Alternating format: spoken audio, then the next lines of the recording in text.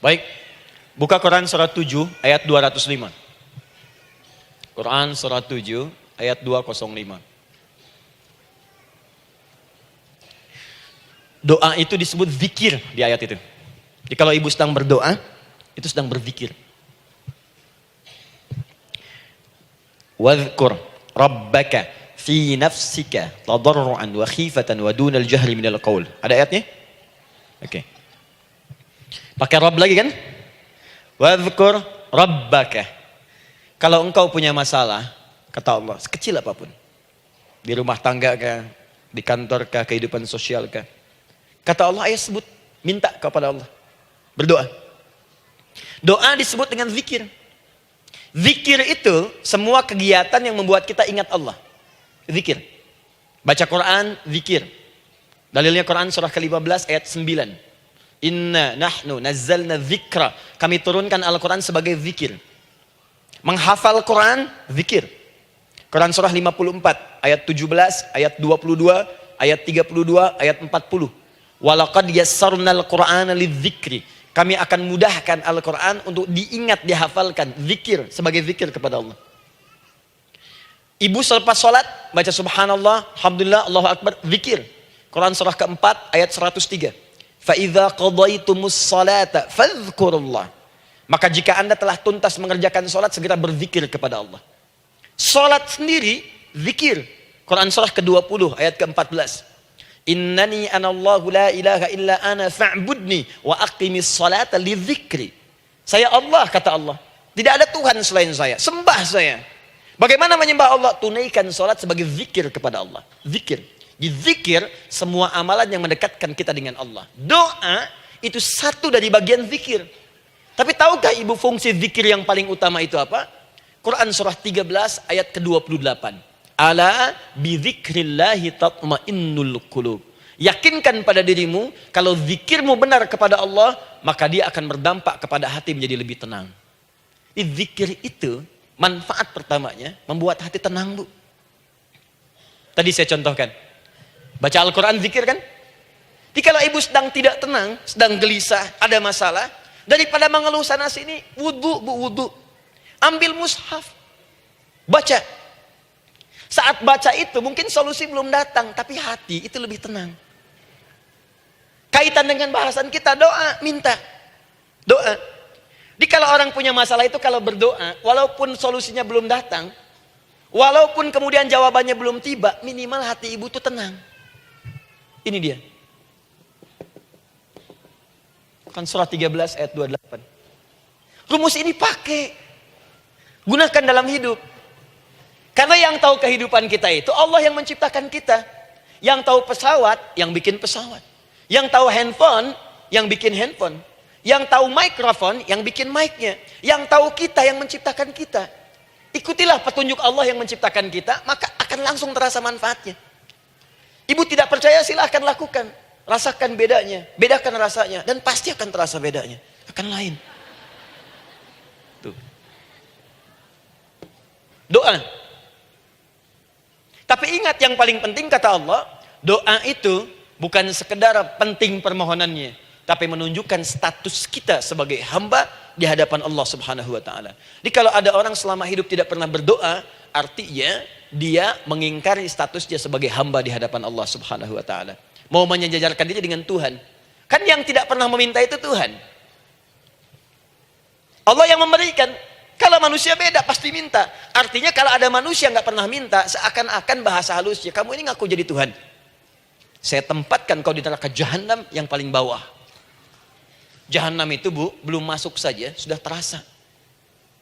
Terasa. Buka ibu Quran surah misalnya ke-40 Ghafir tuh. Ya, ayat 45 sampai dengan 47-nya. Sebelumnya lagi lihat Quran surah ke-8 ayat ke-50. Itu penghuni neraka, Bu, yang bukan jahanam saja. Penghuni neraka itu kalau mau meninggal itu dipukulin dulu malaikat. Depan belakangnya. Ayo, kamu keluar. Lama amat keluarnya rohnya katanya. Takut karena nggak punya bekal. Kan maaf ya, kaidah mengatakan orang nggak punya bekal itu takut pulang, apalagi orang merasa salah. Anak ibu berbuat kesalahan, mau pulang takut kan? Takut. Jadi kalau ada anak takut pulang, salah dia. Salah. Kemana anak nggak pulang-pulang? Pasti ada yang salah karena nggak berani pulang. Jangankan salah, nggak punya bekal saja, malu pulang. Lihat ibu waktu Ramadan usai, mau mudik, Idul Fitri. Kan pada mudik kan?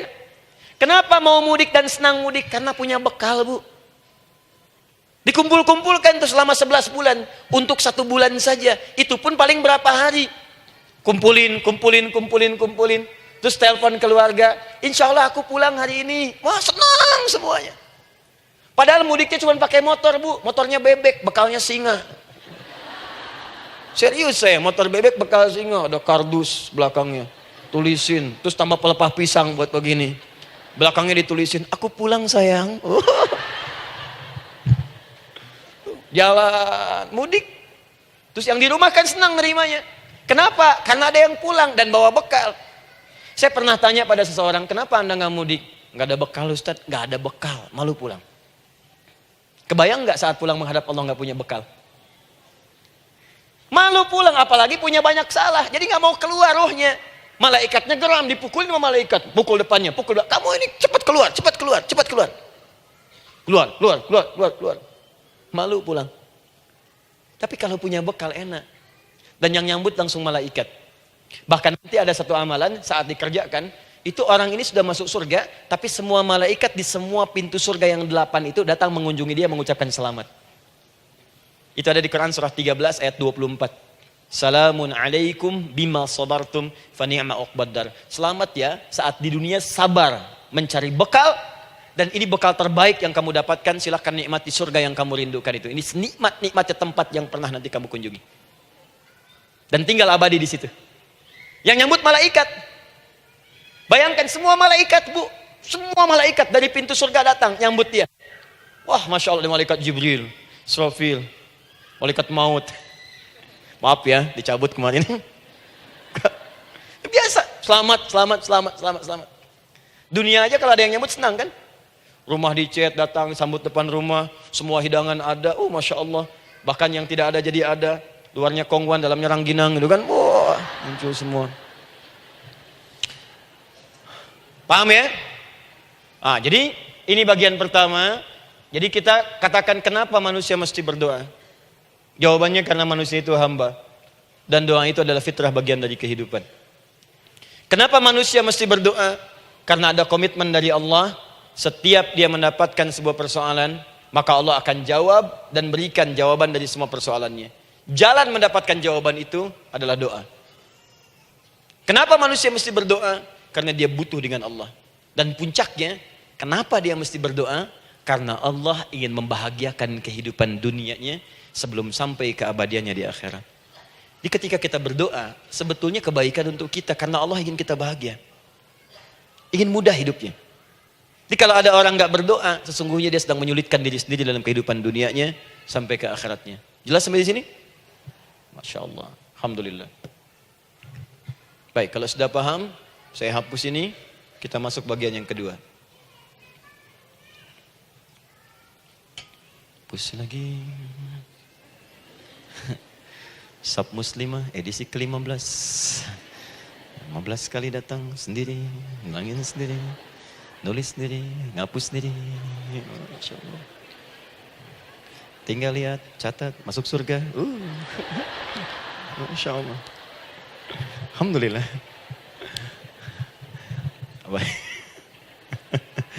Baik. Sudah? Alhamdulillah. Saya ingin setiap pembahasan kita dipahami ya. Saya tidak menyukai kalau datang melihat tapi nggak paham gitu. Ya, dengar tapi nggak paham. Saya tidak ingin satupun keluar dari sini kecuali paham. Ya. Ibu paham? Paham Ustaz. Pada pamit ya, silahkan. Apa yang ibu pahami? Doa. Ya. Dah. Nah, sekarang masuk bagian kedua. Bismillah. Kalau sudah mengerti yang tadi, persoalannya adalah bagaimana cara kita memohon kepada Allah. Itu dia. Bagaimana cara kita meminta? Kata Allah, kamu kalau punya masalah, minta. Ya Allah, caranya bagaimana? Karena sesuatu yang dikerjakan tanpa ilmu, dan tidak tahu caranya, itu bisa keliru. Hidup itu menyembah Allah tidak cukup dengan iman, Bu. Mesti pakai ilmu. Iman saja sekalipun kuat tanpa ilmu, itu bisa salah. Kuat ingin mendekat kepada Allah. Ya Allah, aku ingin ibadah, kuat. Saya punya kawan dulu di pesantren. Tahun kedua, dia sudah berubah. Ya, tadinya orang tuanya melihat anaknya, Masya Allah, tiba-tiba ada perubahan, senang ibadah, Bu. Malam-malam dia bangun, ini kisah nyata, saya alami sendiri. Masya Allah, saya senang sekali. Kita saling doakan, dia bangun malam tahajud. Bangun jam 2, Anda bayangkan. Yang sebelumnya menjelang subuh atau apa. Ini malam Jumat lagi, malam libur. Malam libur biasanya santri itu kebanyakan ada yang keluar, ada yang main, ada yang macam-macam. Ini dia malam tahajud. Jam 2 bangun. Saya bahagia sekali. Udah bangun, sholat, selesai. Cuman pas waktu mau subuh, kok saya lihat tidur. Saya bangunkan kan. Fulan, bangun. Oh iya, katanya. Iya, oh mungkin nanti mau nyusul. Saya pikir istirahat dulu. Saya ke masjid lah. Udah ke masjid, dah selesai. Kita diskusi di masjid, selesai. Semua pulang saya jam 7. Saya lihat masih tidur juga. Barangkali dia sudah tadi sholat mungkin di kamar, nggak sempat ke masjid karena capek. Tapi saya lihat kok posisinya nggak berubah. Di situ juga. Akhirnya setengah jam saya tunggu, saya bangunkan. Bangun. Kenapa Adi, katanya? Saya kira antum belum sholat subuh ya? Adi gimana sih? Kan udah saya jama dengan tahajud tadi. Udah saya jama dengan tahajud. Jadi memang kekuatan imannya lagi tinggi, cuman ilmunya kosong. Ini yang bahaya. Besok-besok kalau orang kayak gini sholat subuh bisa 4 rakaat. Ya. Karena itu berdoa penting, cuma kita mesti tahu caranya. Yuk kita mulai bagian pertama. Quran surah kedua ayat 186. Paling kiri sebelah bawah. Sudah? Wa idza sa'alaka 'ibadi 'anni fa inni qarib. Fokus. Kata Allah, kalau hamba-hambaku Muhammad SAW bertanya kepadamu, minta petunjuk untuk mencari-cari aku. Tuh Bu, coba lihat. Ayat doa dibuka lagi dengan kalimat hamba. Untuk menegaskan status kita. Jadi kalau ditanya, kita siapa di hadapan Allah? Makanya nggak usah sombong. Jangan sombong, karena kita cuma hamba. Karena itu ketika Korun sombong, Korun tuh manusia terkaya yang pernah hidup di bumi. Hartanya Bu, ini saya kasih bocoran sedikit, kunci berangkasnya saja, kemana-mana itu suka dibawa, dipikul paling sedikitnya 8 bodyguard, cuman bawa kunci berangkas saja begini. Di Korun pengen ngasih tahu, kalau ada yang pengen nyuri di tempat saya silahkan aja, ini aja bodyguard saya ngangkat kuncinya susah. Korun. Jadi kalau Anda tidak sekaya Korun, jangan ikutan sombong, telat. Telat, gak ada kerjaan, sudah ada yang lebih kaya. Ya. Dan apa yang terjadi? Fakhosabna, kata Allah, kami telan.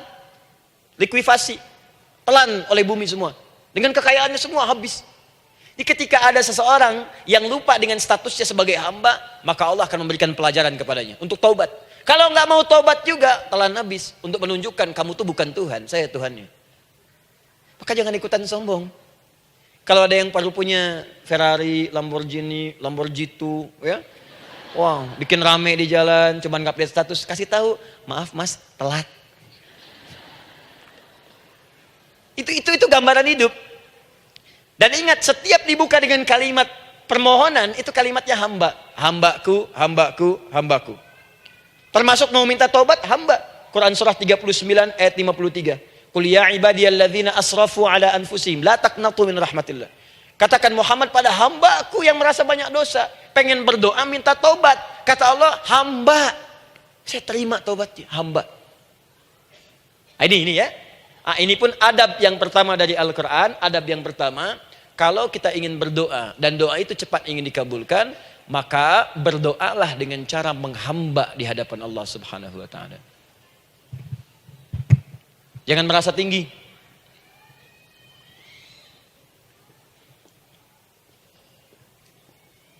Saya turunkan caranya. Bagaimana cara menghamba itu dengan cara yang baik? Fokus. Wa idza sa'alaka 'ibadi 'anni, Muhammad SAW, jika ada hamba-hambaku bertanya padamu tentangku, ingin mencari-cari aku. Masya Allah, Ibu maaf ya, biasanya kan kalau orang mencari Allah, ingin mendekat kepada Allah, Entah itu datang ke masjid, bangun malam, biasanya motifnya cuma dua. Satu, ada kebutuhan, pengen berdoa. Terus dekat sama Allah. Besok mau arisan, malamnya tahajud. Anak mau ujian, baru puasa, kan? Suami ada proyek, nah baru baca Quran, kan? Terus, itu biasa itu. Biasa, jadi fitrah bu. Tumben jeng tahajud, fitrah. Itu biasa itu. Ya. Yang kedua, taubat dari maksiat. Taubat. Seorang taubat ke masjid, bangun malam, doa, itu biasa. Jadi kalau ada seperti itu tandanya kita hamba normal manusia. Fa inni qarib, kata Allah, katakan Muhammad SAW, katakan kepadanya, janganlah mencari, aku dekat. Dekat, jangan mencari, aku dekat. Jadi bu, ketika kita butuh Allah, langsung dijawab oleh Allah. Kamu mau apa? Aku dekat. Itu secara psikologi memberikan ketenangan yang paling dalam. Saya belum datang di sini sampai jam 8. Ibu tanya panitia, ustadznya mana sih? Ukti, ustadznya mana? Jawaban pertama misalnya, ini belum jelas nih ustadznya. Gak ada kabar. Yang kedua mengatakan, tenang saja, ustadz sudah dekat. Maka yang kedua itu lebih menenangkan kepada kita. Ketika ibu mencari, ya Allah, saya sedang ada masalah, langsung dijawab oleh Allah. Tenang, aku dekat denganmu. Mau minta apa? Itu bu, jadi kalau ibu sedang punya persoalan, psikologi Al-Quran mengatakan, langsung rasakan Allah itu bersama kita, dekat, menunggu kita mau minta apa. Ibu punya masalah dengan suami, ingin mengadu. Lu kata Allah, saya dekat, kamu kenapa? Ada masalah apa? Ayo minta, ayo cerita. Mohon. Ibu punya masalah dengan anak. Ibu punya masalah dengan tetangga, di pekerjaan, kehidupan sosial. Kata Allah, saya dekat. Nah perasaan itu hadirkan dalam jiwa kita. Ini sekarang jarang didapatkan. Jadi kalau ada masalah itu, hal pertama yang dilakukan itu belum ingat Allah itu masalahnya.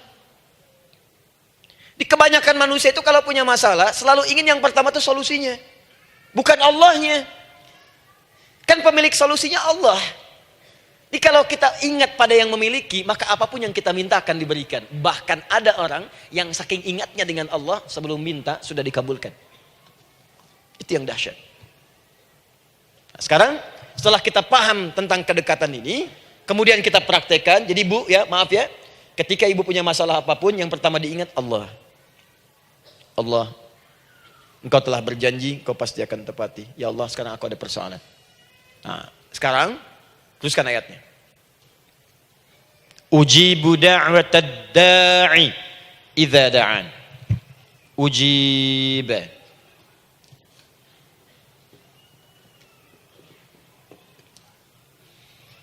Ujibu da'watad da'i idza da'an. Aku pasti akan menjawab, mengabulkan setiap doa hambaku jika dia bermohon kepadaku. Saya ingin ajarkan sedikit di gramatikal bahasa Arab. Ujib itu disebut dengan fi'il mudhari namanya. Saya kasih rumus cepat bu ya. Insya Allah kalau ibu fokus dengan rumus ini, ibu nanti bisa memahami Al-Quran dengan baik. Saya kasih satu kalimat, hafalkan baik-baik. Ini gampang kok. Anita. Ya, Anita. Sudah? Anita. Baik. Hamzah, nun, ya, ta. Satukan Anita. Kalau di dalam kalimat ibu baca Al-Quran, di depannya ada huruf hamzah ini, atau nun, atau ya, atau ta, maka itu rumus mudhari namanya. Gak usah dihafalkan mudharinya, ya, gak usah dihafalkan sampai bikin misalnya satu ungkapan, Anita istrinya Pak Mudhari, gak usah, gak ada kerjaan, ya, gak usah dihafal. Saya hanya ingin tunjukkan pemahaman. Kalau ada bentuk seperti ini punya 3 makna. Kalau dalam bahasa Inggris itu disebut present, ya, continuous, dan future. Present, continuous, and future. Sekarang, terus, sampai kapanpun. Sekarang, terus berlangsung, continuous, and future. Sampai kapanpun di masa depan. Ini bentuknya disingkat dengan rumus ini, Anita. Di dalam konteks pengabulan doa, kata Allah, ketika saya akan kabulkan. Kalau kamu punya masalah, kamu berdoa, saya akan kabulkan. Nah kalimat Allah saya akan kabulkan ini, bentuknya menggunakan mudhari. Ada hamzah di depannya. Ujib. Artinya apa? Kalau ibu sekarang berdoa, saya akan kabulkan kata Allah. Terus kamu berdoa, saya akan jawab. Nanti pun punya masalah di masa depan, kamu berdoa, saya jawab juga. Jadi artinya tidak ada doa yang sia-sia. Semua doa, ingat, sepanjang kita butuhkan, pasti Allah berikan. Doa itu sepanjang kita butuhkan, pasti akan dijawab.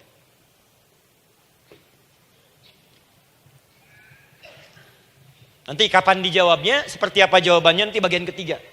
Kadang-kadang minta sekarang, dijawabnya nanti. Minta sekarang, dijawab sekarang.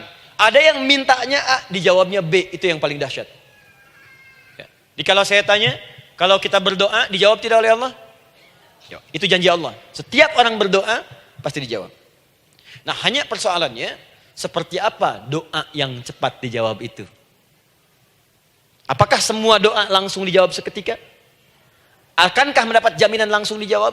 Ternyata kalimat dijawab ini diikat dengan syarat ketentuan berlaku. Apa di antara syarat dan ketentuannya ini? Teruskan ayatnya. Faliyastajibuli. Syarat pertama. Kalau doamu ingin cepat aku jawab, faliyastajibuli. Maka engkau pun harus cepat merespon setiap seruanku. Jawab seruanku dengan cepat. Doa ingin dijawab oleh Allah, maka kata Allah, kamu pun harus menjawab setiap seruanku. Jawab seruan Allah.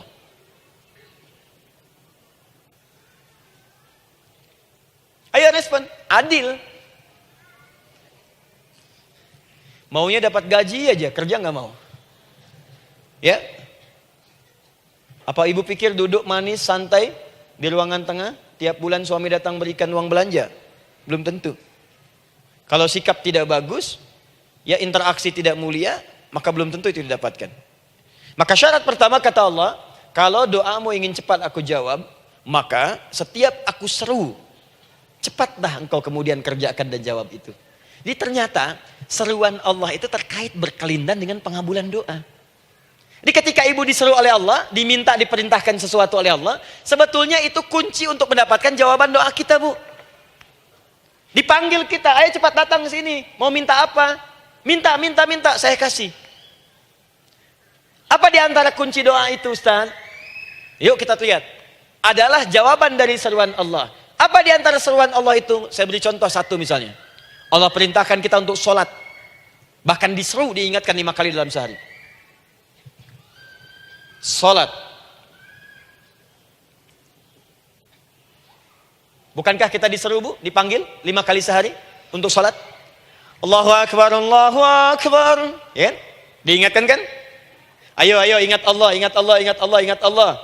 Allah Maha Agung, Maha Besar semuanya, dan seterusnya. Perhatikan baik-baik. Apa tujuan Allah menyuruh kita dalam salat? Ternyata bukan ingin memberikan beban ruku dan sujud. Bukan sujudnya yang penting. Karena semua makhluk tidak sujud pun tidak akan menurunkan status Allah sebagai Tuhan. Allah tetap Allah, gak ada ruginya. Yang rugi kita, ternyata ketika disuruh sujud, disuruh ruku itu, ternyata yang ditunggu itu bukan ruku sujudnya. Allah nunggu, punya masalah apa? Mau minta apa? Karena itu dalam ilmu fikih, ibu buka semua kitab fikih. Salat itu secara bahasa disebut dengan doa. Nama lain dari doa adalah salat. As-salatu hiya doa. Salat adalah doa. Karena itu semua bacaan dalam salat doa semua. Coba lihat. Baru takbir Allahu Akbar, doa iftitah. Al-Fatihah doa, Bu, jangan dikira Al-Fatihah enggak ada doanya. Nih, nanti saya berikan cepat ya. Ini highlight dulu. Highlight dulu. Dalam salat itu ada 4 keadaan. Ingat ini baik-baik. Nanti ibu manfaatkan, minimal zuhur lakukan. Ada berapa keadaan? 4. Ada 4 posisi, 4 keadaan dalam sholat. Yang kalau ibu berdoa benar, meminta di situ dengan benar, itu seketika akan dikabulkan. Seketika. 1, saat berdiri. Berdiri. 2, saat ruku'. Ruku'. 3, saat sujud. 3, saat sujud. 4, sesaat sebelum salam. Berdiri, rukuk, sujud sesaat sebelum salam. Baik, sebelum saya bahas lebih jauh, saya ingin sampaikan dulu. Jadi ternyata ketika kita diminta oleh Allah menunaikan sholat, itulah cara kita memohon, Bu. Itulah waktu kita meminta. Dan dahsyatnya dalam sehari itu 5 kali ditungguin, Bu. Mana ada manusia di muka bumi ini buka pintu rumahnya 5 kali sehari cuma untuk memberikan apa yang dibutuhkan. Sesoleh-solehnya Ustadz, gak ada yang mengatakan, ayo 5 kali sehari datang aja ke rumah saya. Kalau butuh apa-apa ambil. Butuh kulkas, ambil kulkasnya. Butuh TV, ambil. Gak ada begitu. Allah itu maha baiknya 5 kali sehari dipanggil. Dari subuh sampai zuhur. Kita bangun tidur aja, punya masalah nggak? Ayo minta, disuruh sholat 2 rakaat. Dan sholatnya nggak usah banyak-banyak, 2 rakaat aja dulu supaya nggak ada beban. Itu pun kadang-kadang masih lupa berapa rakaat kita sholat. Ya. Ayo sujud, disuruh minta, punya masalah nggak? Terus dari subuh sampai ke siang dipanggil lagi, punya masalah lagi nggak? Disuruh zuhur 4 rakaat. Karena waktunya cukup panjang, suruh 4. Ayo minta. Ada masalah apa? Minta sujud kita. Minta mohon. Dari zuhur ke asar ditanya lagi, ada masalah nggak? Panggil lagi. Ke maghrib sampai ke isya sebelum tidur, supaya tidurmu enak, masalah nggak ada, tenang, nikmat, nyaman istirahatnya. Ada masalah nggak? Disuruh sholat lagi. Jadi kalau orang paham sholat itu kunci kebahagiaan, dia akan senang menunaikan sholat. Makanya ketika ibu bertanya, kenapa saya sholat? Dijawab oleh muadzin, hayya 'alas shalah, ayo sholat. Kenapa sih sholat? Hayya 'alal falah. Yuk bahagia. Ayo tenang. Yuk dapatkan apa yang kamu inginkan. Falah. Jadi kalau orang paham sholat itu menyelesaikan persoalan, tentu orang akan berbondong-bondong semangat untuk menunaikan sholat. Cuman sayang segelintir orang itu menilai sholat sebagai beban. Jadi sebagai kewajiban beban saja, makanya sholatnya nggak nikmat. Karak tadi duhur, ayeuna asar deui. Tuh. Ya bagaimana doanya bisa dijawab? Anda datang pada orang, tapi datangnya dengan marah-marah. Datangnya dengan mencelanya. Ya bagaimana dia bisa memberikan kebutuhan Anda? Anda datang pada Allah dengan niat yang tidak ikhlas. Setelah itu kemudian menggunjingkannya, bagaimana bisa dijawab? Tuntutan tinggi. Tapi datang tidak membawa prestasi, ya bagaimana bisa diberi? Catat tuh, bikin status. Paham ya? Nah ini bagian pertama. Jadi cara pertama, respon kata Allah, seruan Allah. Rumus pertama sholat. Nah sekarang saya ajarkan lagi. Ini belum selesai nih Bu. Ini panjang bahasannya nih. Sampai jam berapa kita? 10 ya? Oh, banyak. Oh, mau sampai jam 5 silahkan. Saya jam 10 selesai. Ya. Lihat sini. Oke, saya punya sekitar 1 jam kurang ke depan. Saya ingin terangkan sedetil-detilnya gitu ya. Dan saya hanya menyampaikan isi Al-Quran. Quran, hadis, Quran, hadis. Sekarang gini. Ustadz saya sekarang paham, sholat berarti kunci untuk menyelesaikan masalah. Di sholat saya akan memohon. Sekarang Ustadz bagaimana cara saya merespon sholat? Kan kata Allah, saya menyeru, respon gitu kan? Kita dipanggil sholat nih, Allahu Akbar, dipanggil. Bagaimana cara meresponnya? Sebelum minta. Awas, ibu ingin datang mengajukan proposal. Datang kepada wali kota, datang kepada gubernur, datang kepada presiden, datang kepada menteri sebelumnya. Bukankah ibu mempersiapkan diri? Penampilan ditata, proposal dibagus-bagusin gitu kan. Yang paling hebat itu kadang-kadang malam-malam latihan depan cermin. Bapak wali kota yang saya hormati. Lihat semuanya tuh. Dan yang paling luar biasa, maaf ya, janjian jam 7 dengan Pak Wali Kota, datang jam 6 ke Balai Kota. Sekarang ibu punya janji dengan Allah. Janji itu sudah diketahui sebelum pertemuannya. Kalau tidak percaya, 5 waktu ini ibu sudah hafal Bu. Ya, bahkan disuruh ngapalin oleh Allah. Buka Quran surah ke-4. Surah ibu, surah mama, An-Nisa. Ayat 103, Quran surah 4 ayat 103. فَإِذَا قَضَيْتُمُ الصَّلَاةَ فَاذْكُرُوا اللَّهَ قِيَامًا وَقُعُودًا وَعَلَى جُنُوبِكُمْ فَإِذَا اطْمَأْنَنْتُمْ فَأَقِيمُوا الصَّلَاةَ. Lihat ujung ayatnya. Inna salata kanat 'alal mu'minina kitaban mawquta. Sungguh semua waktu salat itu telah ditetapkan waktunya bagi orang beriman. Itu terjemahan biasa. Kalau terjemahkan pakai ilmu balaghah, sungguh orang beriman itu hafal waktu-waktu sholat. Tahu waktunya. Apalagi kalau di waktu itu ibu punya kepentingan, pasti hafal. Kalau ibu benar memprioritaskan sholat dan menilai sholat sebagai solusi hidup, menilai sholat sebagai kebutuhan, ibu pasti akan hafalkan itu, Bu. Nih ya, ibu dapat bagian arisan nih, bulan ini misalnya. Dan memang bagian jatah ibu, demi Allah saya katakan, sebulan sebelumnya ibu sudah hafal tanggalnya kapan. Bahkan di kalender tuh diwarnain. Papa, bagian mama nanti bulan ini. Tuh. Dicatat semua, di tempat siapa, jam berapa, datang dengan penuh keceriaan dan kebanggaan. Luar biasa. Hanya untuk urusan dunia, yang itu habis gitu. Jika dia tidak meninggalkan ibu, ibu yang meninggalkan dia duluan. Sekarang 5 kali sehari, semua diberikan, bahkan lebih daripada dunia dan seisinya. Harusnya sih wajarnya dihafalkan waktunya, dan ibu hafal. Ayo, subuh jam berapa sekarang? Lihat sini, bukan ke atas. Ditutup tuh. Tuh, sana tuh. Subuh jam berapa? Ayo ngelihat ke sana, 4:43. Zuhur jam berapa? Tuh. Asar, maghrib, isya. Itu kan kunci ibadah. Dan kunci ijabah, kunci ibadah, kunci ijabah. Di situ ada pengabulannya. Ini gimana mau minta, waktu permintaannya aja nggak hafal. Gimana mau bermohon, datangnya aja telat.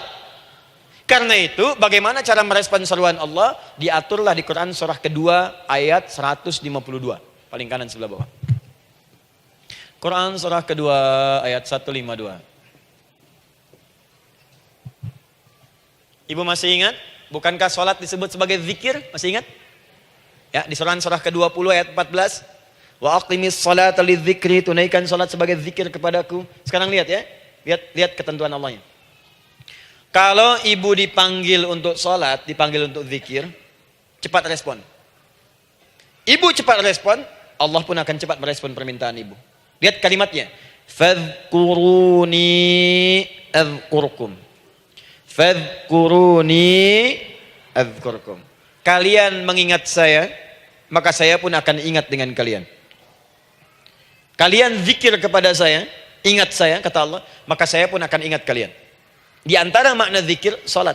Jikalau ibu salat mengingat Allah dengan cepat, maka Allah pun akan cepat mengingat kita. Contoh.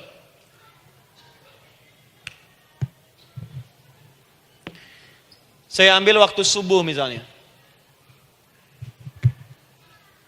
Di Bandung 4-3-3. 4-4-3. Oh, lihat kesan lagi terjadi perbedaan pendapat. Ya. Ada yang 4-3-3, ada yang 4-3-4, ada yang 4-3-5 dan seterusnya. Yang ambil tengah-tengah lah, 4-3-5 misalnya. Kalau 4-3-5. Lihat sini, fokus. Allahu Akbar, Allahu Akbar. 4-3-5. Dipanggil salat, diseru.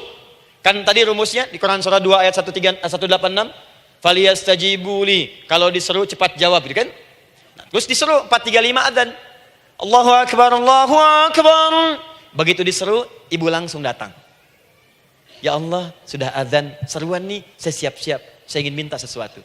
Nah, orang yang datang saat dia diseru Allah, dia pun datang kemudian untuk menyerunya, maka Allah pun akan menjawab apa yang ia mohonkan saat ia bermohon kepadanya. Perhatikan, dipanggil oleh Allah lewat suara muadzin, Allahu Akbar, dia merespon cepat, siap salat. Maka dia pun ketika memanggil Allah, seketika Allah pun akan jawab padanya. Sesuai dengan kadar responnya. Dipanggil saat itu, dia menjawab. Maka Allah pun akan ingat kepadanya hanya saat dia memanggil saja. Di saat panggil, diingat. Panggil, diingat. Jelas? Ini yang hebat. Dipanggil 4-3-5. Allahu Akbar, Allahu Akbar. Dia sudah ingat dari sejak jam 3:45. Dia bangun jam 3. Bisa. Padahal belum dipanggil. Datang.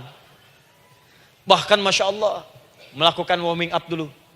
Tahajud. Istighfar. Baca Al-Quran sebelum dipanggil. Masya Allah Bu. Ibu mau datang misalnya ke istana. Janjian jam 7, datang jam 6. Di situ ibu kerjakan yang baik-baik dulu. Wah lihat. Terus kelihatan CCTV kan. Wah ini orang bagus banget nih. Mulia, bagus. Sampah diambilin disapu. Kelihatan. Itu ibu belum datang pun udah dipanggil duluan. Ada orang yang belum dipanggil sudah datang menghadap Allah. Tahajud dia, zikir dulu, istighfar dulu. Ini orang, maaf ya, walaupun dia belum memanggil Allah, Allah sudah menyelesaikan semua persoalannya. Di orang-orang yang selalu ingat kepada Allah, walaupun Allah dalam waktu tidak memanggilnya, maka Allah akan mengingatnya sekalipun orang ini belum bermohon kepadanya. Maka ibu nanti akan temukan orang-orang yang langsung diselesaikan persoalannya oleh Allah bahkan sebelum dia bermohon kepadanya. Ada orang yang seakan gak punya masalah, Bu. Bukan gak punya masalah, sebab setiap dia punya masalah, masalahnya diringankan oleh Allah. Seakan-akan gak ada beban. Ini indah hidupnya. Enak. Butuh sesuatu, sebelum nyari, datang. Ada persoalan, senyum dikit, selesai. Orang macet mengeluh, bikin status, dia macet malah senang. Dan hatinya dilapangkan oleh Allah. Bayangkan ada janji rapat jam 9, setengah 9 masih macet. Diprediksi di Google, akan sampai 2 jam lagi. Yang lain mengeluh, telepon sana, telepon sini, ini. Dia enggak aja, lapang aja. Alhamdulillah ya Allah, kasih macet. Morotal, saya mau dengerin surah Al-Baqarah. Buka, hafalin. Partnernya nelpon. Sampai di mana, akhi? Ini sampai di surah Al-Baqarah ayat 186. Tidak ada yang sia-sia dari Allah. Sabar ya di sana. Ya, atau kita bisa koneksikan dari sini apa yang bisa saya selesaikan sekarang di sini sehingga sampai sana kita tinggal kesimpulan saja. Tenang hatinya. Gak ada gerasak, gerusuk, gelisah gini, telepon sana sini, klaksonin. Dasar lampu merah, lama, birunya sebentar. Padahal biru nggak ada, yang ada hijau kan. Jadi kalau sudah begitu enak, Bu. Yang perempuan ada di Quran Maryam. Maryam kan perempuan. Dan Maryam itu bukan nabi, bukan rasul. Ingin memberikan pesan kepada ibu, perempuan dimanapun. Tidak harus jadi nabi supaya doa cepat dikabulkan. Tidak harus menjadi rasul. Ini Maryam bukan nabi, bukan rasul. Tapi dia ini luar biasa. Sebelum dipanggil, udah datang. Zikirnya tak terlukiskan. Mohon kepada Allahnya luar biasa. Menjaga diri dari hal yang dilarang oleh Allah. Apa hasilnya? Sebelum diberikan bahkan oleh pamannya, sudah ada kebutuhannya. Quran surah ketiga ayat 37. Kullama dakhala 'alaiha Zakaria al-mihraba wajada 'indaha rizqa. Setiap pamannya mau memberikan kebutuhan Maryam sudah ada di dalamnya, Bu. Sudah ada. Itu luar biasa. Mau makan, makanan ada. Mau anggur, anggur ada. Ya. Wah, itu luar biasa, Bu. Jadi bermohon bahkan sebelum waktunya. Sentuhlah ia tepat di hatimu, maka ia akan jadi milikmu untuk selamanya. Wah. Nah, itu doa tuh. Aduh, mana-mana. Paham? Tuh. Jadi kalau yang standar-standar saja itu biasa. Maka datang sebelum waktunya. Datang. Atau datang pas dipanggil. Standar. Jadi kalau 4.35 adzan, Allahu Akbar, Allahu Akbar. Ibu bangun. Siap sholat, siap sholat. Itu standar. Yang dulu bahagia. Naikin lagi levelnya. Yang celaka itu ya ini nih. Dipanggil 4.35, baru bangun 5.34.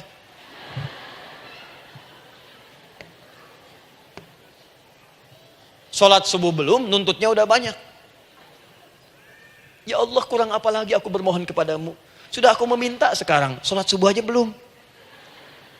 Jadi mana keadilannya? Jadi yang pertama, respon seruan Allah, disitulah Allah pun akan cepat merespon apa yang kita kemudian butuhkan. Jadi yang pertama lewat sholat ya Bu ya. Ingat sholat. Dan sholat itu tadi dari 4 posisi saya ajarkan yang pertama saja satu. Supaya nggak terlampau panjang ya. Berdiri Bu. Saya ajarkan satu. Setiap ibu dalam keadaan berdiri dan membaca Al-Fatihah. Pada kalimat Iyyaka na'budu wa iyyaka nasta'in. Ingat pada kalimat Iyyaka na'budu wa iyyaka nasta'in. Maka sertakanlah di hati kita apa persoalan yang dirasakan untuk bermohon kepada Allah. Saya ajarkan cepat. Kalau ibu mau belajar lebih detail, ikuti kajian kami di fikih sholat. Sifat sholat Nabi SAW. Nanti saya terangkan semua dalilnya. Insya Allah sepanjang yang saya ketahui. Baik. Dasarnya ini. Dasarnya. Quran surah ketiga ayat 38 sampai 39. Dan dikuatkan nanti di hadis qudsi. Ibu kenal Nabi Zakaria? Ya kenal ya. Ya selamat lah Bu. Alhamdulillah. Episode ke-15 kenal Nabi Zakaria. Luar biasa. Alhamdulillah. Nabi Zakaria punya persoalan, sudah berumah tangga, belum ada keturunan, fisiknya sudah letih, rambutnya sudah memutih, dan mohon maaf istrinya divonis menopause dan mandul. Secara medis klinis. Apa yang beliau kerjakan? Sholat. Dalam sholatnya bermohon kepada Allah. Perhatikan permohonannya. Qala rabbi habli min ladunka dzurriyyatan thayyibah. Ya hunalika da'a Zakaria rabbah. Qala rabbi habli min ladunka dzurriyyatan thayyibah. Innaka sami'ud du'a. Ya Allah, aku bermohon kepadamu, anugerahkan aku keturunan. Semua mengatakan aku gak mungkin punya keturunan. Hanya engkau yang tidak punya batas dalam pemberian. Engkau pasti mendengar doa saya. Kalau pada yang maha mendengar tidak mengabulkan juga, lantas kepada siapa lagi aku mesti memohon? Doa ini dipanjatkan oleh beliau dalam keadaan sholat. Sedang berdiri dalam sholatnya. Jadi ibu maaf ya, tolong jangan salah berpikir. Semua nabi dan rasul, orang soleh sebelumnya itu sholat. Cuma kita lebih sempurna gerakan dan jumlahnya, sempurna. Orang dulu sholat. Nabi Musa sholat, Quran surah 20 ayat 14. Nabi Isa sholat, Quran surah 19 ayat 31 sampai 33. Nabi Ismail sholat, Quran surah 19 ayat ke-55. Semua sholat. Sholat. Nabi Zakaria saat punya masalah, sholat. Dalam berdirinya minta dalam sholatnya. Dari mana Ustadz taunya beliau minta dalam berdiri dalam sholat? Ayat 39 ya baca. Quran surah ketiga ayat 39. Fanadatul malaika, maka doanya itu dijawab oleh Allah. Datang malaikat menyampaikan jawaban. Wa huwa qaimun yusalli fil mihrab. Sedangkan beliau masih berdiri dalam sholatnya di mihrab. Masih berdiri dalam sholat. Sholat. Di dalam sholat itu minta. Makanya semua bacaan sholat itu permintaan isinya. Dan dikabulkan oleh Allah. Anallaha yubashshiruka bi Yahya. Allah kasih kabar gembira, engkau akan punya anak, langsung namanya dari Allah Yahya. Artinya hidup. Yang mustahil menurut manusia, lahir dari rahim seorang perempuan yang divonis menopause dan mandul menurut medis, kata Allah tidak ada yang mustahil bagiku, lahir dan hidup dia, Yahya. Kapan terjadinya? Sedang sholat. Kapan saat sholatnya? Berdiri. Nah yang paling menarik bu, umatnya Nabi Muhammad SAW ditunggu oleh Allah 5 kali dalam sehari dan dimintakan sebelum sholat untuk menyiapkan permohonannya. Maka turunlah Quran surah kedua ayat ke-45. Ibu lihat ayatnya. Wasta'inu bis-sabri was-shalah. Bahkan ditegaskan lagi di Quran surah kedua ayat 153. Paling kanan sebelah bawah. Ya ayyuhalladzina amanu ista'inu bis-sabri was-shalah. Yang pertama enggak pakai panggilan iman. Wasta'inu, kata Allah, hey, kalau kamu punya masalah, jangan mengeluh, jangan berkeluh kesah, jangan terlampau banyak gelisah, cepat siapkan dirimu untuk menunaikan sholat. Siapkan permohonanmu, minta kepada aku lewat sholat. Kalau belum yakin, disebutkan imannya. Ya ayyuhalladzina amanu, hei orang-orang yang masih merasa punya iman, katanya punya iman. Jadi kalau ibu nggak mau minta lewat sholat, dipertanyakan imannya. Kamu punya iman nggak? Kata Allah, yakin nggak dengan saya? Kalau punya masalah jangan mengeluh. Datang pada saya minta. Lewat sholat, saya panggil sholat minta. Kalau masih merasa punya iman. Tuh, iman kita tuh dipertaruhkan di situ. Nah sekarang, saya berikan rumus bahasanya. Allah memanggil kita dengan bentuk jama, perintah jama. Wasta'inu, wasta'inu. Itu bentuk perintah. Wasta'inu, bentuk perintah.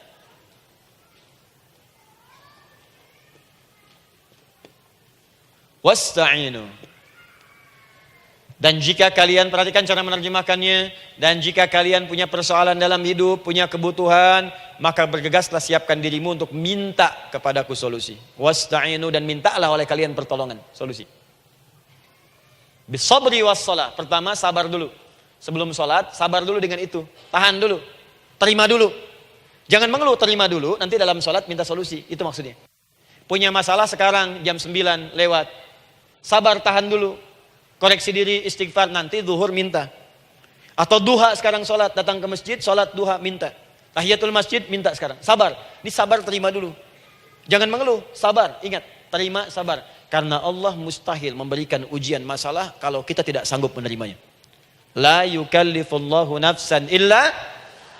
Saya sering katakan bu ya, maaf kalau kalimat ini mungkin kurang berkenan. Tapi kalimat ini nyata. Kalau ibu sekarang punya masalah seberat apapun, itu artinya hanya ibu yang sanggup untuk menerimanya. Saya tidak. Betul, karena itu persoalan itu dititipkan kepada ibu, bukan kepada seorang bernama Adi Hidayat. Ibu yang dipercaya. Ya, ibu dipercaya oleh Allah. Kenapa ibu tidak yakin dengan itu? Karena cuma ibu yang bisa mengatasi. Ibu yang mampu, saya tidak. Karena itu dititipkan pada ibu. Kaidahnya, la yukallifullahu nafsan illa wus'aha. Allah nggak akan berikan beban, ujian, masalah kalau dia nggak mampu. Artinya kalau saya nggak mampu, saya nggak dikasih. Ibu mampu, ibu diberi. Jangan mengeluh. Kenapa mesti saya ya Allah? Kamu mampu. Ya Allah, why me? Why not? Kamu yang bisa. Nah sekarang, wassalah setelah terima itu, tapi juga jangan terlampau kepedean. Memang cuma saya yang mampu ya, bikin status. Kemudian sholat, kita akan katakan, ya Allah, Engkau perintahkan saya untuk minta tolong. Sekarang saya akan minta kepadamu. Lalu kita katakan, maaf ya Allah, saya sekarang punya masalah. Saya ingin bermohon kepadamu. Saya ingin minta kepadamu ya Allah. Saya mohon ya Allah. Maaf bu ya, maaf ya, sebentar. Ibu kalau punya masalah sedikit atau banyak? Banyak. Yang punya masalah ibu saja atau anak juga punya masalah? Kadang-kadang, bukankah anak yang punya masalah ibu yang minta? Bukankah suami yang punya persoalan ibu yang bermohon? Iya kan? Karena itu, kalau kita ingin memohon kepada Allah dengan persoalan yang kompleks mewakili yang banyak, maka pertama kalimatnya diawali dengan huruf na. Berarti kami, kita, semua. Jelas ya? Nah, ibu ingin robah kalimatnya minta tolong. Kata Allah, minta kepadaku pertolongan. Wasta'inu. Ibu ingin robah menjadi bentuk permintaan. Rubah kalimatnya menjadi nasta'in. Nasta'in. Nasta'in.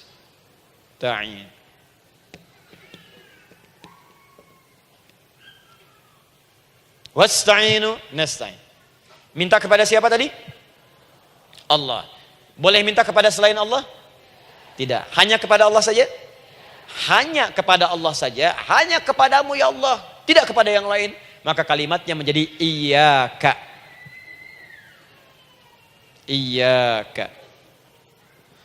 Hanya kepadamu saja ya Allah. Engkau berjanji kalau ada masalah minta aku berikan. Sekarang hanya kepadamu saja ya Allah aku bermohon.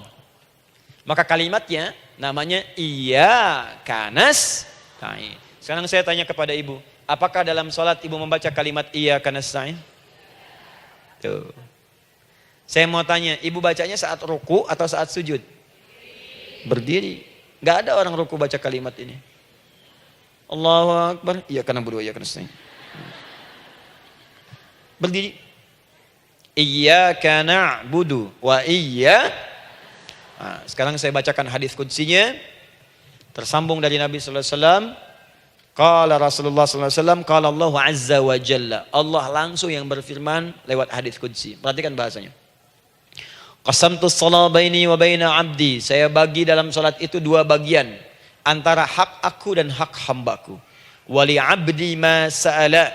Dan jika benar hambaku menunaikan kewajibannya dengan baik, menjaga hak-hak aku, maka pada saat itu apapun yang dia minta dalam salat aku akan berikan.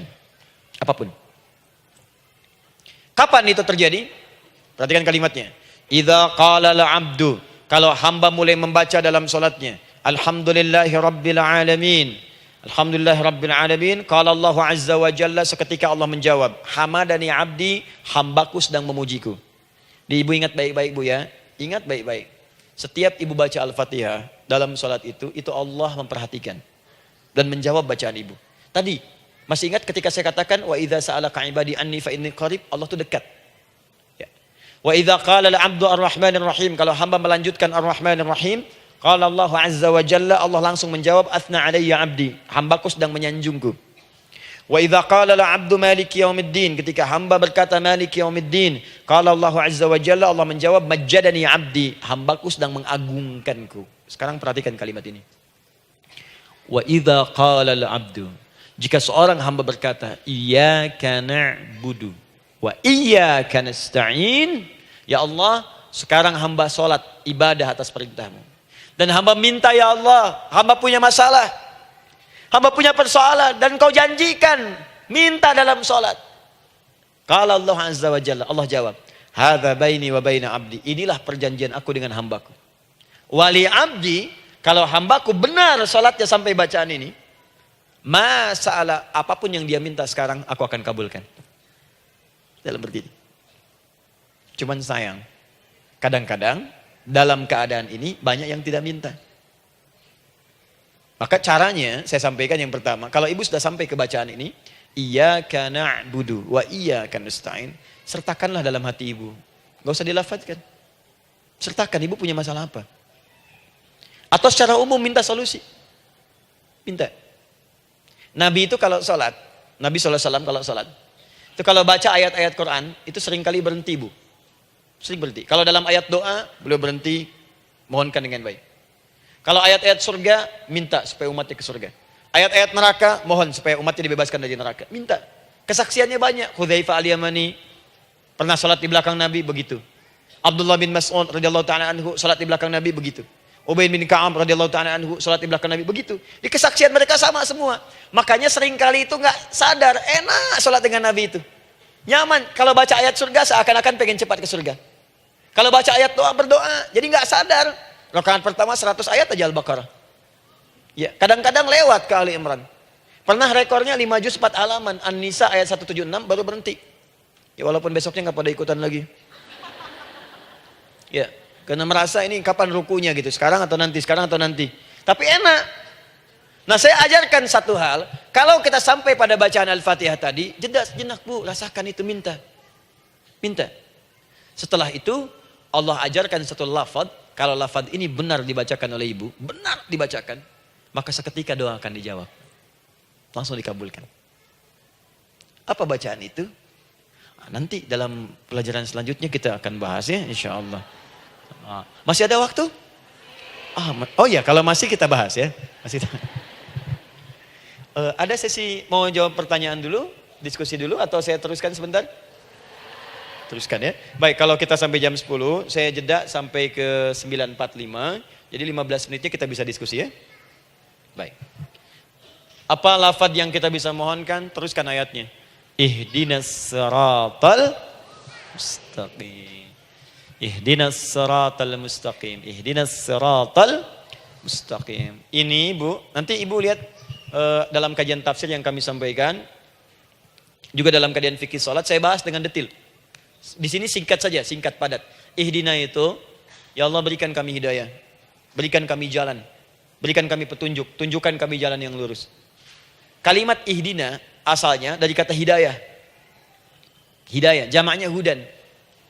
Ihdina, berikan kami hidayah, berikan kami hudan. Kalau tunjukkan kami jalan yang lurus, itu terjemahan bu. Terjemahan. Kalau ibu ingin makna tafsir per huruf, per kalimat, bahkan per harokat, itu semua ada maknanya. Karena semua kalimat Quran itu mukjizat. Ihdina dari kata hidayah, hudan, berikan kami hidayah. Hidayah dalam bahasa Arab itu banyak maknanya. Bisa solusi dari semua persoalan. Bisa jalan menuju kemudahan. Bisa kesuksesan.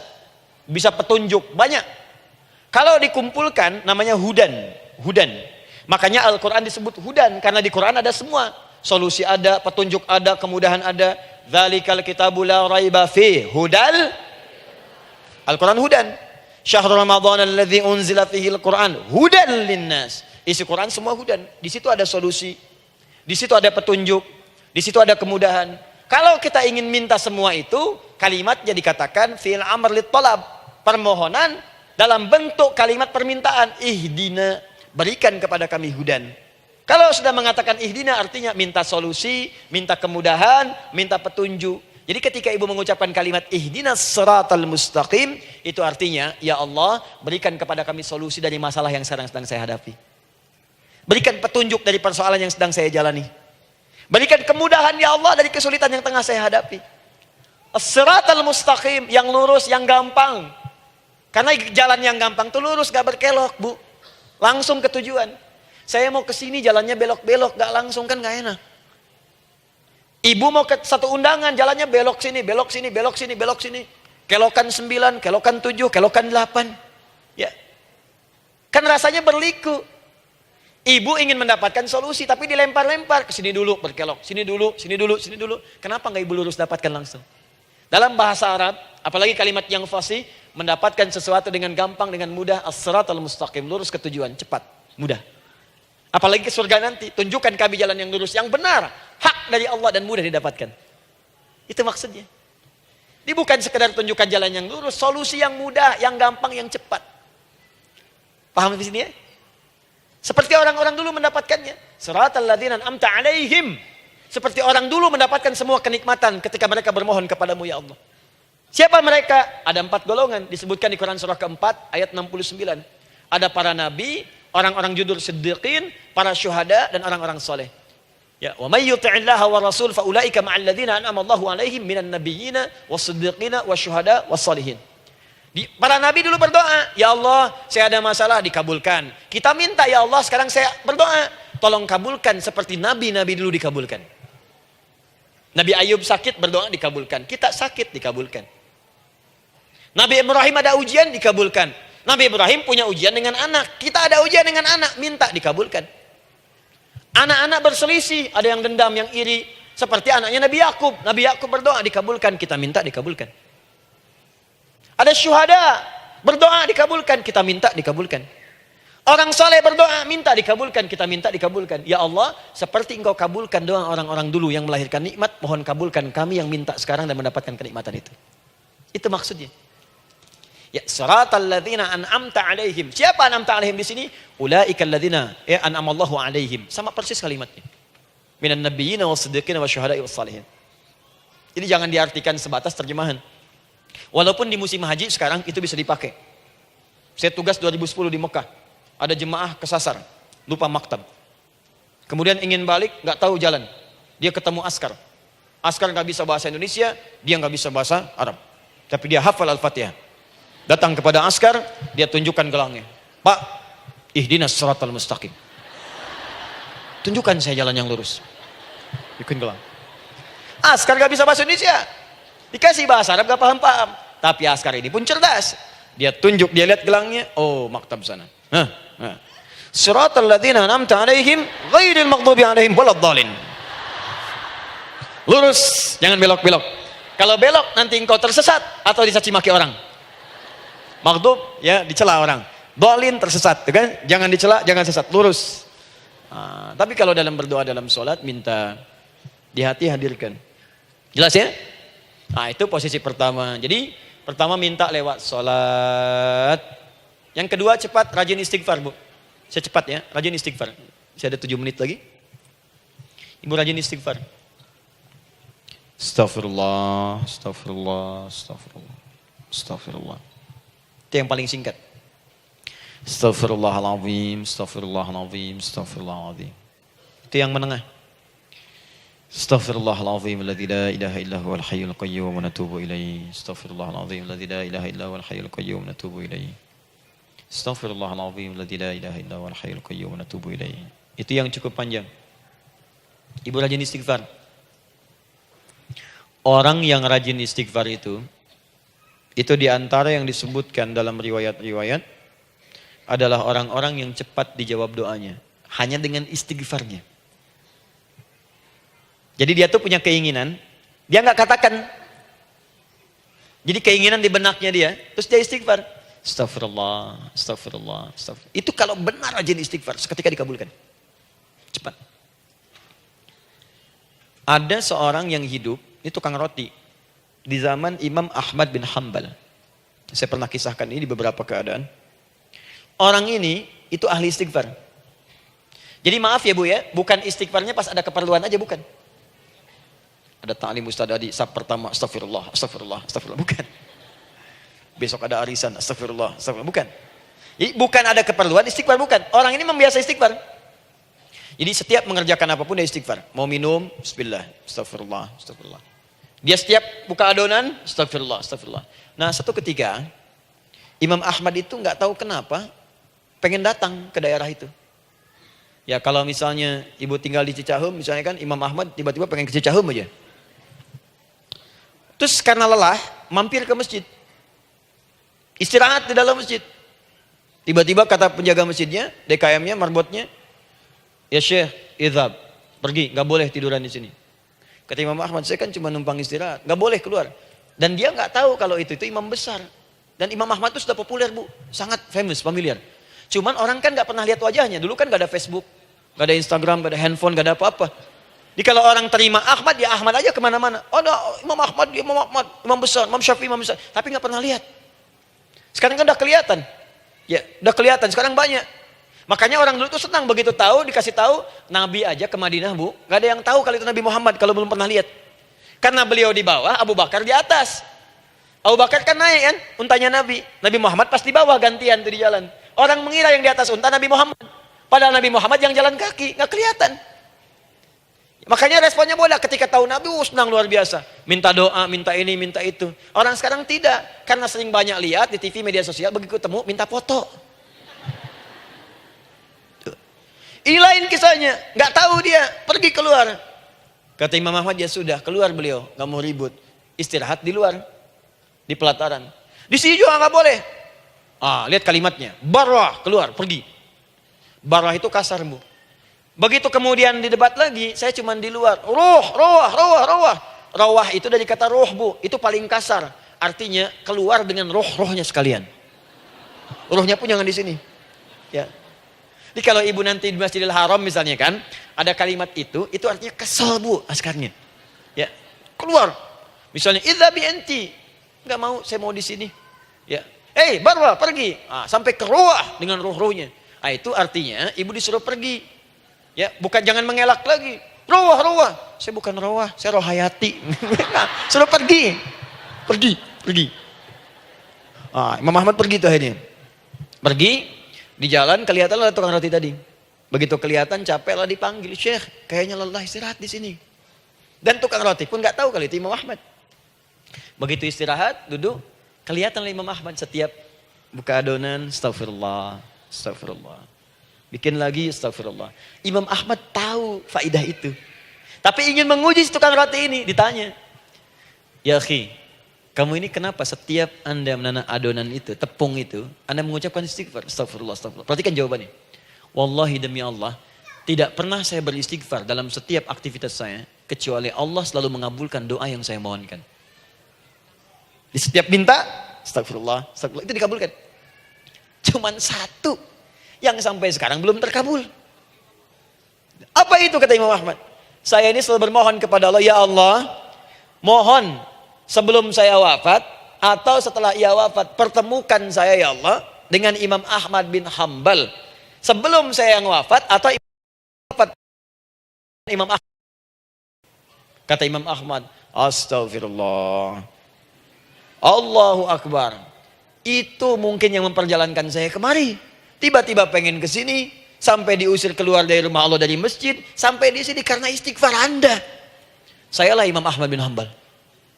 Astagfirullah. Imam Ahmad ke situ datang. Tolong jangan lakukan pada saya. Salah di hidayat ya Allah. Astagfirullah.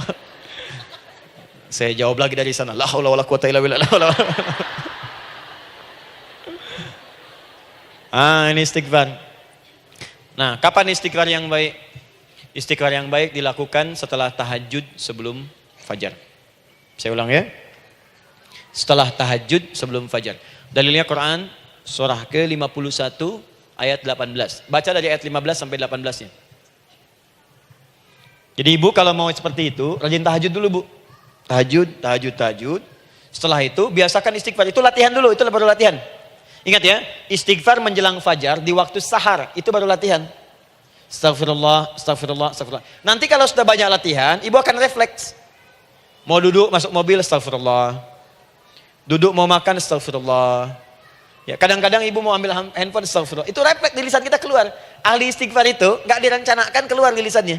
Astagfirullah. Kalau sudah seperti itu, berbahagialah.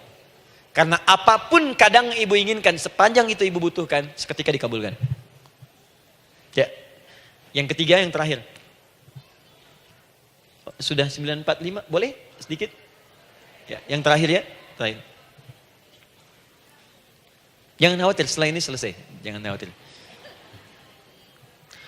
Yang ketiga, ini amalan yang paling dahsyat. Jadi yang pertama minta dikabulkan. Yang kedua baru istighfar, dikabulkan. Yang ketiga, nggak ngapa-ngapain, dijawab. Artinya baru terbersit, ada keinginan, jawab seketika.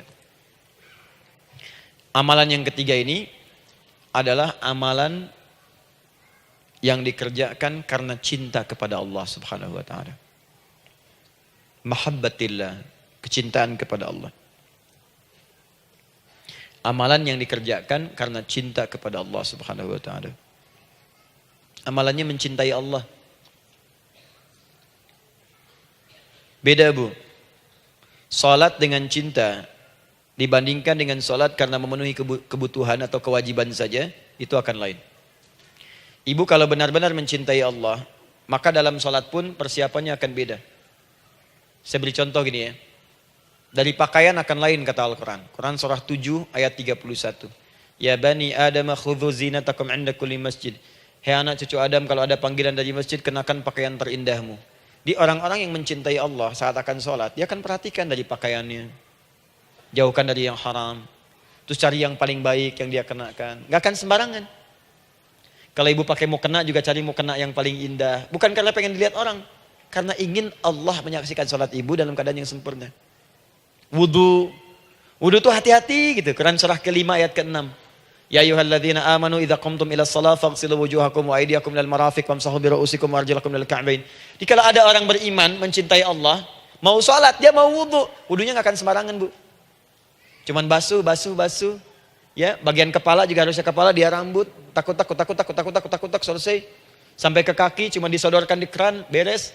Itu sih anak kecil juga bisa. Orang ini lain. Dia akan pelan-pelan dilihat secara sempurna. Hati-hati, dikerjakan karena Allah, karena ingin baik. Kalau orang sholat, hanya kebutuhan saja, maka yang penting dia takbir sampai salam selesai. Tapi ini tidak. Dia akan pelajari bagaimana Nabi mengajarkan sholat yang benar. Bagaimana bacaan saya benar. Dia belajar ngaji supaya benar bacaan Fatihahnya. Dia belajar dengan baik supaya khusyuk di dalam sholatnya. Dia pahami satu-satu. Apa artinya Allahu Akbar? Apa artinya Subhana Rabbiyal Azim? Apa artinya Subhana Rabbiyal A'la? Apa artinya Sami Allahu liman hamidah? Dipahami. Di begitu dia sholat dan baru takbir sudah paham isinya. Jika ada orang seperti ini, dia mengerjakan apa yang Allah perintahkan karena cinta dengan Allah. Dia berzakat karena ingin mencintai Allah. Dia berinfak karena cinta dengan Allah, bukan karena uangnya. Pokoknya kalau orang cinta itu, Bu, setiap pecinta dia akan memberikan apapun pada yang dicintai. Walaupun tak diminta. Dan pecinta itu sifatnya, kalau yang dicintainya senang sesuatu, akan otomatis ikut senang. Ibu misalnya senang ya dengan pasangan sebelum menikah. Pasangan senang kucing, ibu akan terpaksa senang kucing. Ibu cinta dengan anak, semua akan diikuti apa yang diinginkan. Seperti itu, cinta itu butuh pembuktian. Karena itu sering saya katakan pada akhwat ya yang belum menikah, yang masih muda-muda belum menikah, cinta itu butuh pembuktian. Jadi jangan percaya kalau ada orang yang bicara di lisannya nggak ada buktinya. Aku akan seperti Dilan membawamu dalam motorku. Katakan padanya, aku tak butuh dengan rayuan kata-katamu. Itu hanya angin surga. Yang kubutuhkan, tuliskan namaku di buku nikah kita. Wah, catat. Itu caranya. Main ke Taman Dilan, cuman boncengan. Seakan dunia milik berdua, yang lain nggak ada. Gombal. Udah ya? Jelas? Jadi amalan yang ketiga ini kerjakan karena Allah. Saya mau contohkan satu. Ibu pernah dengar Imam Malik bin Anas? Pernah ya? Gurunya Al-Imam Asy-Syafi'i, Imam Malik bin Anas, lahir di kisaran tahun 94-95 Hijrah. Siap, Kang Dan. Baik, ini terakhir nih saya tutup nih. Benar-benar terakhir. Betul-betul. 10 menit lagi kalau ada nanti tanya jawab sedikit. Imam Malik ini, Bu, itu Masya Allah. Saking cinta pada Allah dan Rasul, itu tidak pernah, jangankan sholat. Dalam beliau memberikan fatwa pun akan mencari pakaian yang paling bagus. Paling indah. Dan beliau menjaga adab dalam menyampaikan kalimat Nabi pun itu luar biasa. Sampai satu kali pernah pakai jubah bagus, indah. Ada lebah menyengat di kepalanya, sedang menyampaikan hadis. Saking hormatnya terhadap hadis Nabi, lebah itu dibiarkan menyengatnya. Nggak mau memutus kalimat Nabi, hadis Nabi, hanya untuk mengusir lebah, dibiarkan sampai tersengat. Apa yang Allah berikan kepada beliau? Allahu Akbar. Satu kali, singkat, berdiskusi dengan muridnya Imam Asy-Syafi'i. Kata Imam Asy-Syafi'i, Ya guru, setahu saya rizki itu dicari dulu baru dikasih. Imam Malik lebih tinggi ilmunya pada saat itu. Beliau tahu ada 8 jenis rizki. Ya Syafi'i, ada rizki yang tidak perlu dicari, Allah berikan. Wah, berdebat tuh sampai berpisah. Setelah itu secara singkat Imam Asy-Syafi'i lewat di kebun anggur sedang panen anggur besar. Tiba-tiba tergerak untuk membantu, datang ke situ bantu. Begitu selesai dikasih hadiah anggur banyak, besar-besar, indah, enak, gitu kan? Ketika diberi itu langsung senang beliau. Bukan karena anggurnya, karena merasa pendapatnya benar. Jadi begitu bekerja baru dapat. Dibawalah anggur ini diberikan pada gurunya. Perhatikan adabnya terhadap guru. Jadi kalau ibu adabnya bagus pada guru, keberkahan dapat, ilmunya pun menghunjam di jiwa. Imam Syafi'i nggak merasa benar, tapi memberikan sebuah jawaban dengan adab. Guru, tadi itu ada panen anggur, saya mencoba membantu. Begitu saya bantu dikasih anggur, dikencangkan kalimatnya. Begitu saya bantu dikasih. Dibantu dulu baru dikasih. Kalau saya nggak bantu, saya nggak dikasih. Apa jawab Imam Malik? Imam Malik tersenyum, tertawa. Tabassama dhahika. Masya Allah Syafi'i, bahasa kita. Tadi itu saya keluar mau ngajar, siang-siang terik begini saya kepikiran, ya Allah, kalau makan anggur yang enak-enak, enak banget sekarang ini. Ada anggur sekarang. Tuh. Murid berikhtiar, guru mendapatkan hasil. Setelah itu Asy-Syafi'i naik dan jadi bintang di zamannya sampai kekinian pun luar biasa. Dan mendapatkan barakah gurunya seperti gurunya dapatkan, muridnya pun meraihnya. Itulah 3 cara bagi kita untuk bermohon kepada Allah. Jika ingin dipercepat oleh Allah bisa lewat salat, bisa lewat istighfar, bisa juga dengan menciptakan amalan-amalan atau mengikuti amalan-amalan yang dicintakan atau ditujukan untuk mencintai Allah Subhanahu wa taala. Ibu bisa paham ini? Baik. Kemudian berdoa. Tapi yang jadi masalah, Ustadz, ketika berdoa kok belum dikabulkan juga? Apa ciri doa dikabulkan? Seperti apa kita tahu doa kita dikabulkan? Itu mungkin kita bahas di episode yang berbeda insyaallah. Alhamdulillahi rabbil alamin, arrahmanir rahim, maliki yaumiddin. Iyyaka na'budu wa iyyaka nasta'in. Ihdinas siratal mustaqim. Siratal ladzina an'amta 'alaihim ghairil maghdubi 'alaihim waladdallin. Allahumma nahmaduka hamdan syakirin, hamdan na'imin, hamdan yuwafi ni'amahu wa yukafi'u mazidah. Ya Rabbana lakal hamdu wa lakal syukru kama yanbaghi li jalali wajhikal karim wa li 'azimi sultanik. Allahumma salli wa sallim barik ala rasulikal karim nabiyyikal amin sayyidina Muhammadin wa ala alihi wa sahbihi wa ummatihi ila yaumiddin. Allahumma rabbana ya al-ghafur rahim la tada' lana fi maqamina hadha fi kulli maqamin dhanban illa ghafartah.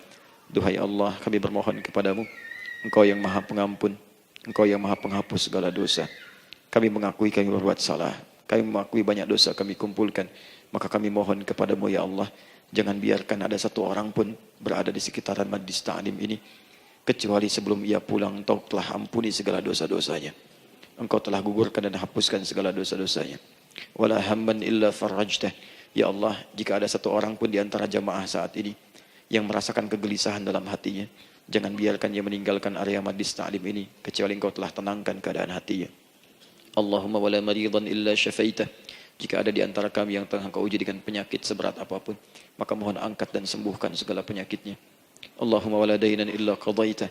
Ya Allah, jika ada di antara kami yang berat hidupnya karena lilitan utang piutang, terjebak riba dan sejenisnya, maka mohon ya Allah dengan keikhlasan amalannya, mohon angkat dan berikan rizki terlimpah kepada yang untuk melunasi utang-utang dan terbebas dari lilitan riba dan semacamnya.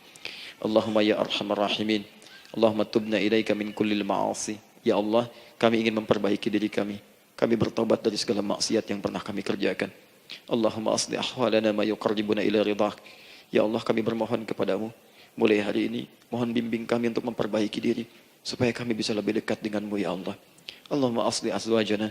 Ya Allah, kami mohon sayangi dan perbaiki ya Allah akhlak suami-suami kami. Ya Allah, mohon bimbing suami-suami kami jadi suami yang baik, membimbing keluarga menjadi keluarga yang saleh. Allahumma ya Allah, Allahumma arsyad wa aslih ya Allah azwajana, zawjatina. Ya Allah, demikian dengan istri-istri kami ya Allah. Jadikan mereka perempuan-perempuan yang salihah, bimbing menjadi ibu-ibu yang baik. Allahumma abnana, auladana, dzurriyyatina. Allahumma aslih lahum ya arhamar rahimin liyakunu salihin, liyakunu su'ada fid dunya wal akhirah. Ya Allah, anak-anak kami, cucu-cucu kami khawatir berpisah dengan mereka di akhirat nanti. Kami mohon ya Allah, jika memang ada maksiat yang mereka kerjakan karena dosa-dosa kami mohon ampun ya Allah. Perbaiki anak-anak kami, bimbing cucu-cucu kami ya Allah. Jadikan mereka anak-anak saleh, anak-anak yang bisa memberikan mahkota kepada kami di akhirat ya Arhamar Rahimin. Kami malu dengan anak orang lain yang telah hafal Al-Quran. Kami malu dengan anak orang lain yang telah mampu tahajud. Kami malu dengan anak orang lain yang telah bisa membaca Al-Quran dengan baik. Sedangkan anak kami masih sibuk dengan dunia ya Allah. Kami takut bila wafat tidak bisa memberikan petunjuk kepada mereka dengan izin-Mu. Allahumma ya Arhamar Rahimin. Allahumma idza kana hunalika baqiyati ayyamina faj'al baqiyata ayyamina ya Allah hayatan thayyibah. Duhai Allah, kami bermohon kepadamu, jika memang terbentang masa kehidupan bagi kami sampai dengan hari esok, maka mohon jadikan sisa-sisa hidup kami lebih baik daripada hari-hari yang sebelumnya. Wa idza kana hadzal yaum min akhir ayyamina faj'al ya Allah hadzal yaum husnal khatimah. Ya Allah, kami mohon, jika memang hari ini adalah hari terakhir kami hidup dan harus kembali kepadamu untuk wafat, mohon jadikan di hari ini kami husnul khatimah. Allahumma qawwi lisanana ila kulli kalimat at-tauhid la ilaha illallah Muhammadur Rasulullah. Ya Allah, kami mohon, jika kelak kami akan wafat, ringankan lisan kami untuk mengucapkan kalimat tauhid la ilaha illallah Muhammadur Rasulullah. Wa ajib kalimatan bi qaulika ya ayyatuhan nafsul mutmainnah irji'i ila rabbika radiyatan mardiyah fadkhuli fi ibadi wadkhuli jannati. Ya Allah, kami mohon kelak nanti dalam sakaratul maut nanti, jika kami bermohon kepadamu dengan kalimat tauhid la ilaha illallah, mohon jawab kalimat kami ya Allah dengan panggilanmu yang indah. Ya ayyatuhan nafsul mutmainnah, hai jiwa yang sudah tenang, irji'i ila rabbika radiyatan mardiyah, hai cepat pulang menghadap kepada Rabbmu. Hai cepat pulang menghadap kepada Rabbmu. Hai cepat pulang menghadap kepada Rabbmu. Aku ridha dengan semua amalmu, engkau pun akan ridha dengan semua pemberianku. Adkhuli fi ibadi wadkhuli jannati.